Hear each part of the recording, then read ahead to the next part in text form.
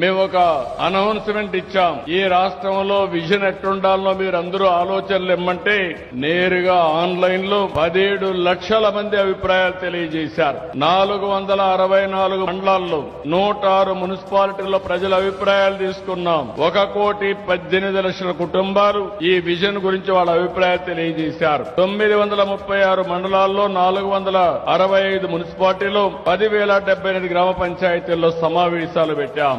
4,50,000 మంది పాఠశాల విద్యార్థులు, 38,000 మంది కళాశాల విద్యార్థులు విజన్ పై నిర్వహించిన పోటీల్లో పాల్గొన్నారు. వినూత్నమైన ఆలోచనలు ఇచ్చారు. పారిశ్రామికవేత్తలు ముందుకు వచ్చారు. నీతి ఆయోగ్ ఆధ్వర్యంలో పలు దేశాల్లో ప్రపంచం మొత్తం జరిగినటువంటి అభివృద్ధి మీద సమీక్ష చేసి అందరూ కలిసి ఈ విజన్ డాక్యుమెంట్ తయారు చేశాం.